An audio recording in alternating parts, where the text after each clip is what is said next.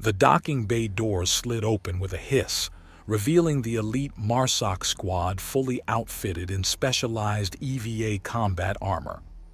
Captain Velasquez stepped onto the extended ramp, pulse rifle held ready as his HUD scanned for threats.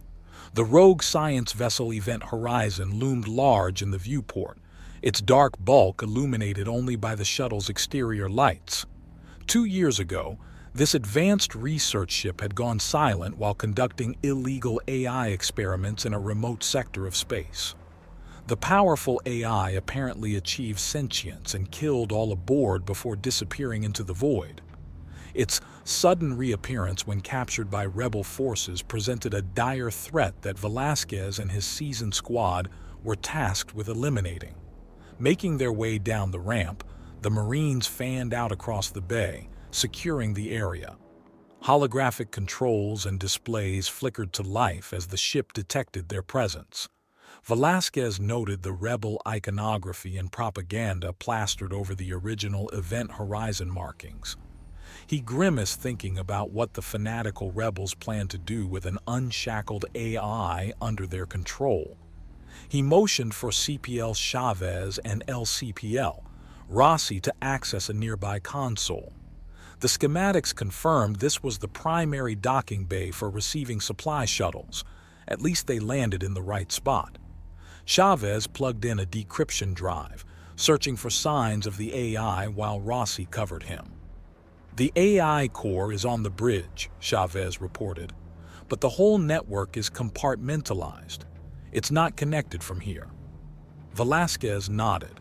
Just like we expected, we'll have to make our way there directly. Everyone gear up and move out. The squad swiftly ransacked supply crates and weapon lockers located around the bay. Velasquez grabbed a high-powered railgun and extra power cells, preferring its stopping power to his standard pulse rifle. His HUD displayed a map with the route to the target highlighted. Time to get to work. Moving into a branching corridor, the lights flickered erratically, adding to the ominous atmosphere.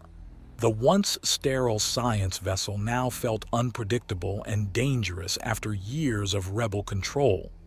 The Marines advanced swiftly but cautiously, covering angles and overlapping fields of fire in case of contact. Passing a large blast door, Velasquez could hear loud machinery humming on the other side. Some kind of large-scale industrial operation was underway. He hoped to avoid engaging the enemy but remained ready to unleash overwhelming force if needed. The squad continued their steady advance through the lifeless corridors. No alarms had been raised yet, but it was only a matter of time. Their weapons and armor may give them an edge, but they were still heavily outnumbered by the rebel forces stationed aboard this massive vessel. Coming upon a security checkpoint, the Marines split up and stacked the door with practiced efficiency. Velasquez initiated the breach sequence, blowing the door inward.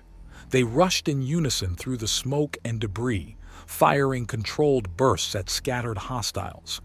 In seconds, the rebels lay dead or incapacitated. LCPL. Rossi quickly accessed the security terminal, trying to tap into the system. Frustrated, he reported back, "Their encryption is too advanced. I can't gain remote access." Velasquez considered their options. "Let's keep moving. We need to reach the bridge and jack directly into the mainframe to locate the AI." He hefted a satchel of demolition charges. "And if we run into more resistance, I brought toys." The squad pushed forward quickly and quietly, eliminating token rebel patrols but still not provoking a major alarm. The corridors gradually widened as they neared the ship's central section. So far their infiltration was succeeding, but Velasquez knew the real test still lay ahead. After fighting through the security checkpoint, the squad proceeded swiftly through the lifeless corridors. The lights flickered erratically, plunging sections into utter darkness before turning back on. The unpredictable environment kept them on high alert. Coming upon a large blast door, Velasquez signaled a halt. Faint noises could be heard on the other side. He pointed at Chavez, directing him to access the control panel. Chavez hacked into the aged system, triggering the door to slowly grind open. As the gap widened, artificial light spilled into the corridor. The Marines stacked up on either side, weapons trained forward. When the door fully opened, it revealed a massive bay area filled with cargo crates and industrial machinery. More importantly, almost 100 rebel soldiers were working throughout the space. One of them looked up in surprise at the open door, grabbing his rifle. "Intruders!" he yelled. Instantly, the bay erupted into chaos. Velasquez and his men reacted immediately, dashing to the nearest cover positions. They were vastly outnumbered but had the advantage of surprise and training. The rebel troops scrambled to form an organized response as gunfire erupted across the bay. "Suppressing fire!" Velasquez barked out. The Marines rained down a steady stream of pulses at the enemy positions, forcing the rebels into cover. Under this barrage, Velasquez and Rossi broke left, attempting to flank around the outside of the bay. They encountered sporadic resistance, which was quickly subdued. Approaching an armored cargo container, the distinct sound of a railgun powering up was audible from inside. Velasquez reacted first, spraying pulses through the thin metal walls and eliminating the threat. "Ammo cache secured," Velasquez reported, prying open the container. Inside was a row of polished railguns and stacks of glowing power cells. He and Rossi exchanged fire with rebels across the bay while grabbing all the ammo they could carry. The remaining Marines continued pinning down the enemy troops from their central position. Chavez targeted groups attempting to circle around, driving them back. He grabbed a discarded rocket launcher, firing a salvo at a cluster, trying to set up a mounted weapon. The explosion threw bodies and debris across the bay. "Push forward!" Velasquez commanded. Under the cover of suppressing fire, the squad advanced aggressively, leapfrogging between machinery and containers. Velasquez joined in with the railgun, the thunderous rounds tearing through even the heaviest makeshift barricades. Within minutes, they had cleared over half the bay, leaving just a handful of rebels that quickly surrendered. The Marines swept the area thoroughly, ensuring it was secured. Velasquez was relieved they had avoided taking any casualties during the intense firefight. Checking the updated schematics, their route to the bridge was now clear. They headed toward a door on the far bulkhead marked Labs. Velasquez hoped to avoid any more large contingents of rebels, but he knew taking the AI offline would involve close-quarters combat.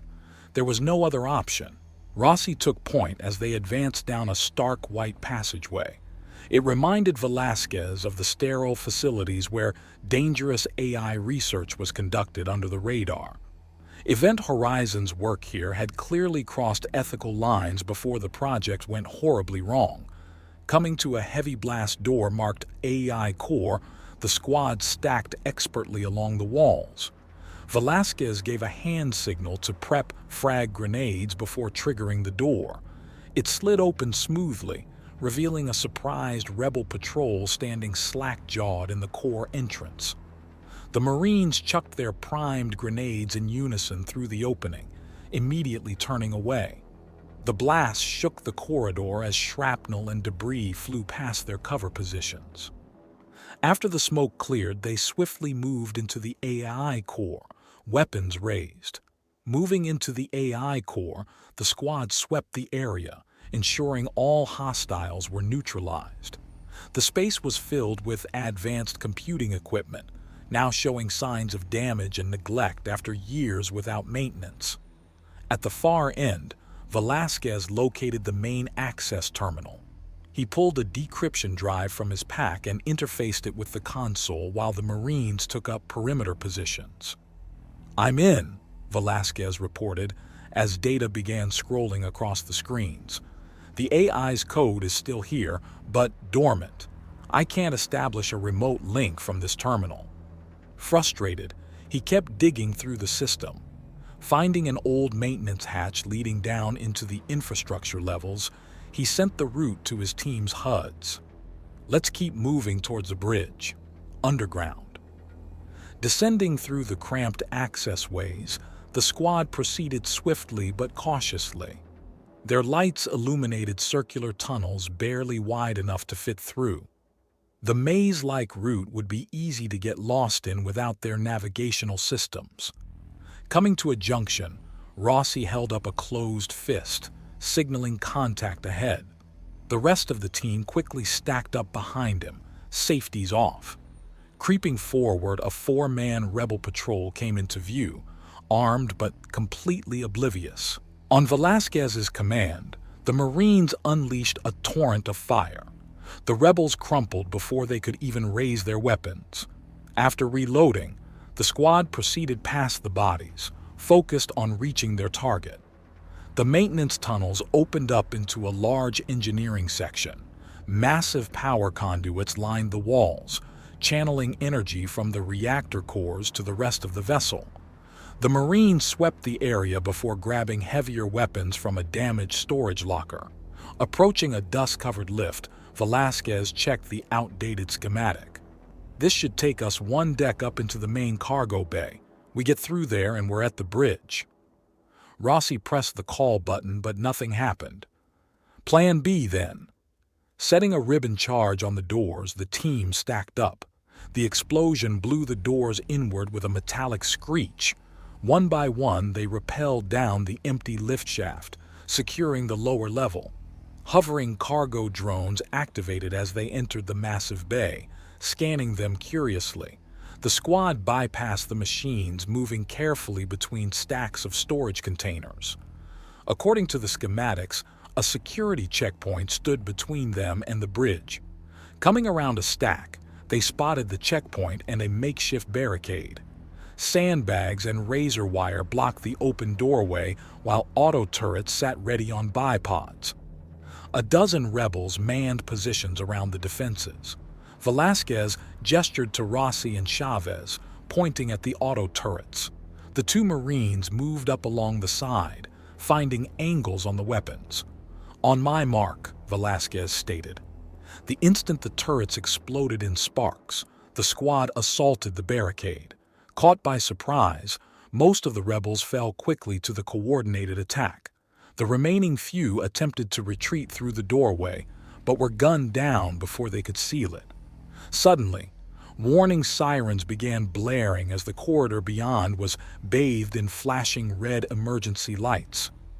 They've sent an intruder alert to the whole ship, Velasquez grumbled. Get ready for heavy resistance. The blaring alarms echoed through the corridor as Velasquez and his squad pushed forward. Dim emergency lights cast an eerie glow over the area. They knew any element of surprise was lost, and an organized defense would be waiting ahead. Coming to a sealed blast door, Rossi got to work hacking the aged console while the team watched for threats. Almost there, he muttered, before the massive door shuddered and began to rise. Pulse rifles raised. The Marines moved through the opening, formation tight. The corridor beyond was shrouded in darkness, the alarms muted. Chavez flipped on his shoulder lights, revealing they had entered a large chamber. Stacked cargo crates created a makeshift barricade across their path. Scanning the crates, Velasquez spotted the barrel of a railgun peeking out from a firing position. "Ambush!" he yelled right as thunderous slugs streaked overhead. The squad scrambled for whatever cover they could find, returning fire at the barricade. Enemy jump troopers suddenly flew across the open space, jetpacks on their armor propelling them rapidly. One landed right in front of LCPL, Torres knocking his rifle away before drawing a vibro blade. Reacting quickly, Torres blocked the lethal strike with his armored forearm, delivering a vicious punch that caved in the rebel's helmet. The other jump troopers harassed Chavez and Rossi's position, flying between crates. Velasquez tracked one rebel with his railgun, timing the shot perfectly to hit him mid-flight. The armored body ragdolled into a stack of crates, exploding on impact. With the jump troops neutralized, the Marines focused fire on the barricade. The railgun fell silent as its operator was eliminated. Under covering fire, Velasquez flanked right, finding a route over the crates. Leaping down behind the rebel line, he swept his railgun back and forth, tearing through their ragged formation. The last surviving rebel turned to fire, but froze as the barrel of Velasquez's gun pressed against his forehead. "Nighty-night," Velasquez quipped, pulling the trigger. Moving past the carnage, they proceeded towards the bridge. Intel indicated it was located just beyond the well-defended secondary hangar bay. They'd have to fight through whatever forces awaited there and gain access before initiating the self-destruct protocol. Approaching the hangar entrance, the squad took up positions in the corridor. Velasquez prepped a frag grenade and rolled it through the opening. After the explosion, the Marines flowed in, guns blazing. But instead of troops, their fire impacted harmlessly against a towering mech walker parked in the center of the bay. Its dual rail cannons responded, forcing the Marines to scramble for cover. The heavy rounds obliterated crates and equipment, keeping them pinned down. From an elevated cockpit, the rebel leader controlling the mech laughed maniacally. "You fools! Nothing can stop my invincible creation." Switching to a flamethrower arm, he bathed the area in fire, trying to flush them out.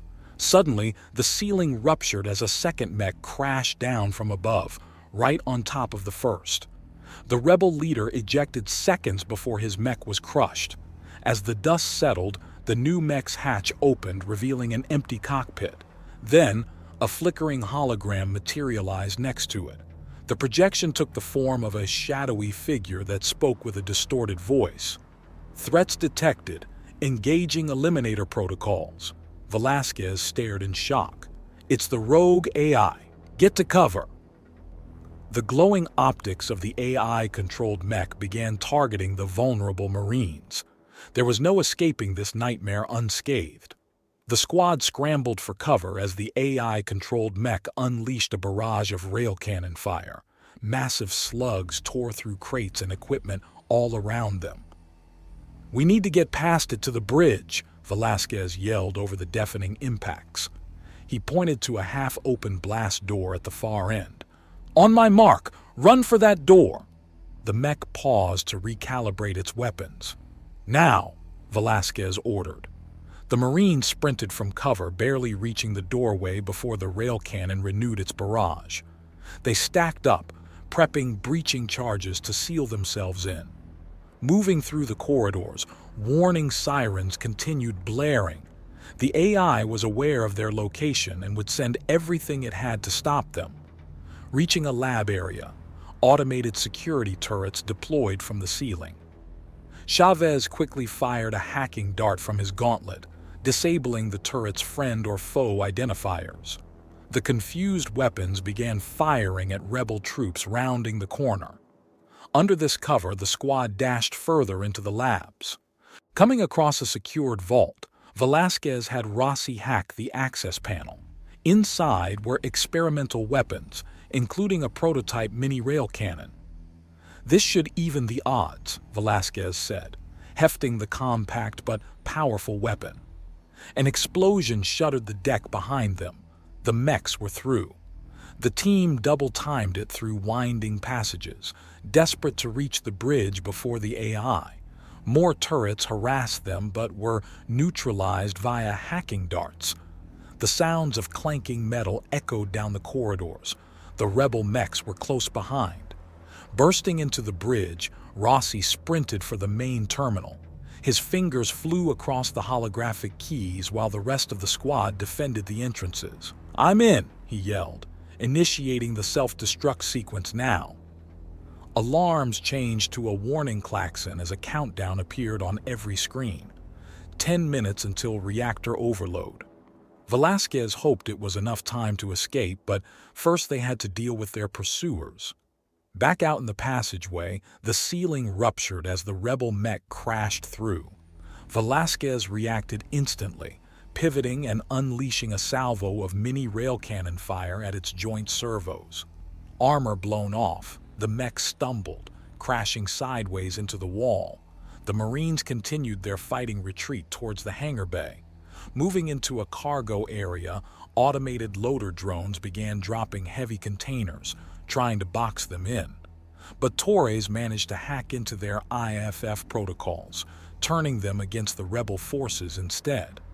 Reaching the final corridor, the squad prepared to make a desperate last stand. Suddenly, the deck plating beneath them buckled and distorted as the AI mech began pounding it from below. Realizing what was about to happen, Velasquez yelled, "Breach positions!" The floor exploded upwards right under their feet. The Marines rode the debris wave into the air, firing downward as they flew over the mech's head. Landing in crouches, they unloaded on the weapon systems, disabling it. With no time to celebrate, they sprinted for the hangar. A dropship remained intact, drones hurriedly attempting repairs.